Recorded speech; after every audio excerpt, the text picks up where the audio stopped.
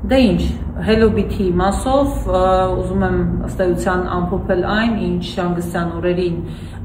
փաստորեն բոլորը, ովքեր ներգրավված էին այս ամեն ինչի մեջ, տեսան, փաստացի ֆինանսական բուրգը պայթեց եւ բազմաթիվ Հայաստանի Հանրապետության քաղաքացիներ կորցրել են իրենց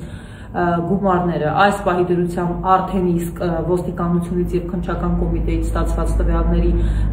հիման վրա կարող եմ ասել, որ նախաձեռնված է քրեական վարույթ խարդախության հանցակազմի հատկանիշներով եւ բնականաբար բազմաթիվ մարդիկ շարունակելու են դիմել։ Իդեպ մարդկանց ամենաշատ հետաքրքրող հարցը այն է, թե հնարավոր կլինի նախ բացահայտել այս հանցագործությունը եւ ընդհանրապես իրենց ֆինանսական միջոցների որևէ ձևով նրանք կարող են հույս ունենալ, որ ուրեմն կստանան, շատ տարբեր հանգամանքներից է կախված, տեսականորեն հնարավոր է իհարկե, բայց չափազանց բարդ է, պարզապես օրինակ դեպքեր կան, երբ հնարավոր կլինի հետքը գտնել, օրինակ եթե ձեր դեպոզիտները կատարել եք որևէ միջազգային, օրինակ առևտրային հարթակում, այսինքն օրինակ Binance-ում եք դա արել, Kraken-ում եք արել կամ որևէ այլ նմանատիպ տեղ եք մուտքագրել, ապա հնարավորություն ավելի հեշտ կլինի տրանզակցիաների միջոցով ըստ էության գտնել հետքը, բայց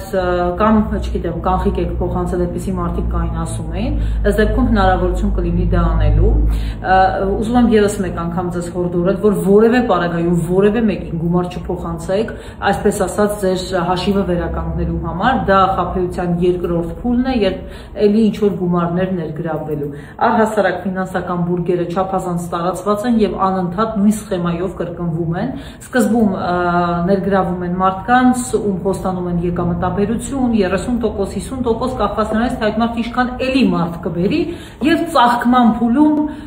մարդիկ սկսում են ակտիվ գովազդել, որ իրենք գումար են աշխատել, խորհուրդ են տալիս իրենց մտերիմներին ու հետո տեղի ունենում այն, ինչ տեղի ունեցավ Hello-bit-ի հետ։ Այս պահին էլ անգամ ընդմիջում չտալով այդպիսի մարդիկ շարունակում են այդպիսի ըստ էության բուրգերի գովազդը։ Հարգելի